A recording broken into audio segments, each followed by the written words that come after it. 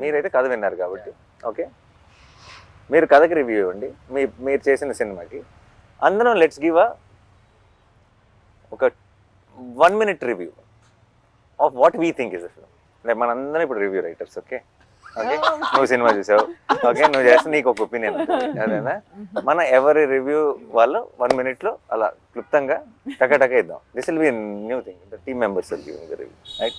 నేను స్టార్ట్ చేయనా? Okay, this is a film with full of heart actual. And నేను అంటే నా రివ్యూలో ఈ డైలాగ్ చెప్పచ్చు లేదో నాకు తెలియదు, కానీ నిన్నే మనోడిని కలిసినప్పుడు జగదీష్ని ఈ సైడ్ చూసిన వాళ్ళందరూ చెప్తున్న ఒక మాట ఏంటంటే, ఒక్క రక్తం చుక్క కూడా రాని ఒక కమర్షియల్ సినిమా అన్నాడు. ఒక రక్తం చుక్క కానీ ఒక కామెడీ ట్రాక్లు కానీ జనరల్గా కమర్షియల్ సినిమాలో ఉండే ఎలిమెంట్స్ ఏవీ లేకుండా తీసిన ఒక commercial cinema. It's exactly that. ఎందుకంటే ఒక ఒక ఒక కంటెంట్ సినిమాకి క్లాప్స్ పడతాయి అండ్ ఒక కమర్షియల్ సినిమాకి విజిల్స్ పడతాయి. ఐ థింక్ విజిల్స్కి క్లాప్స్కి రెండిటికి స్పేస్ ఉన్న సినిమా కోట్.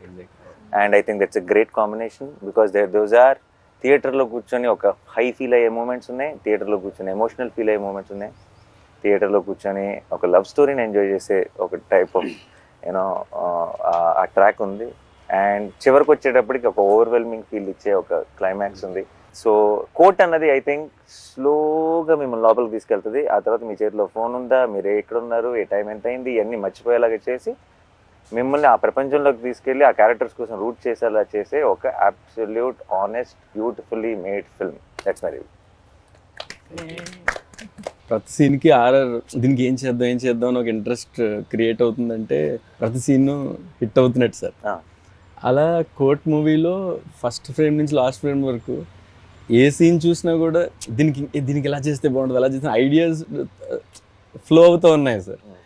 అప్పుడు నాకు అర్థమైంది డెఫినెట్లీ నేను సార్ ఫస్ట్ టైం సినిమా పంపించినప్పుడు చూసినప్పుడు కూడా అదే ఫీల్ సార్ నాకు.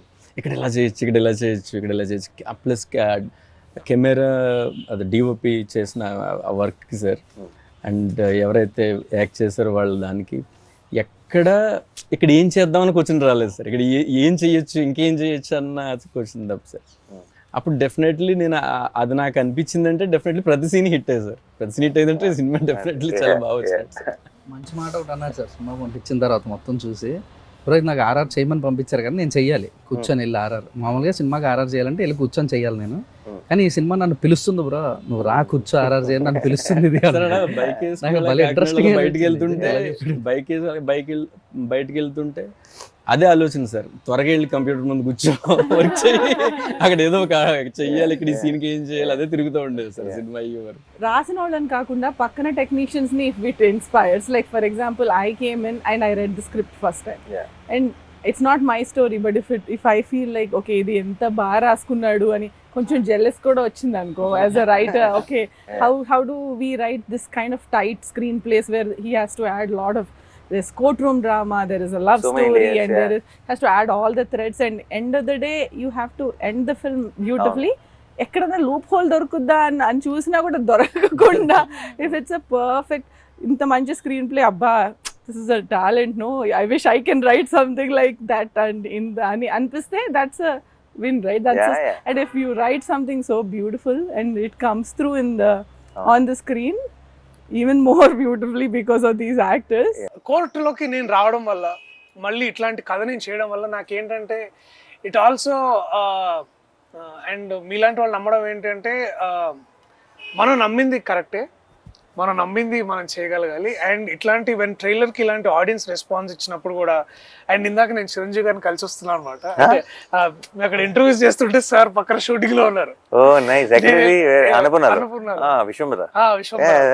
నేను వెళ్ళి ఎగ్గాలి చదువుతుంటే నేను చూసానబ్బా నేను ఏదో ఫోటో నువ్వు సూట్ లో ఉన్నావు, చాలా బాగుంది అని ఒక 5 నిమిషాలు మాట్లాడి ఇట్లా కోర్ట్ సినిమా వస్తే నానియా అయితే ఓకే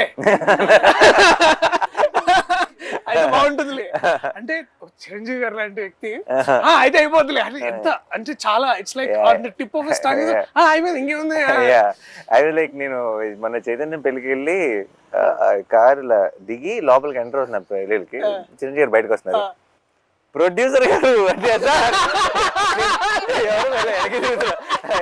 అయితే లైక్ హూ అని నేను ఇమీడియట్ ఎవరు వచ్చారు వెనకాల నుంచి ఈ అశ్విని దత్ గారు ఎవరైనా వచ్చారా నేనే సార్ అన్నాను టీచర్ గారు అని హగ్ ఇచ్చారు అక్కడ but I was like okay కొంచెం సింక్ అవ్వట్లేదు అనుకున్నా అది వారికి ఒక చిన్న మాట అయి ఉండొచ్చు కానీ మనకి ఎంత అంటే Yeah, మనందరికి oh, it That's feels just like yeah. Okay మనం చేసేది అంటే ప్రతిసారి we are always under some kind of doubt కానీ ఇన్సెక్యూరిటీ కానీ బట్ ఐ స్టిల్ ఫీ అన్నకి కథ చెప్పేసి నేను వీడు టెన్షన్ అనమాట ఓకేనా ఏమంటారు ఓకేనా so and then and so that one day I felt the review today I can say that proudly is that keeping our belief keeping our art and believing that cinema is forever more than Yeah, మనకంటే కూడా మన yeah cinema that's what I think yeah.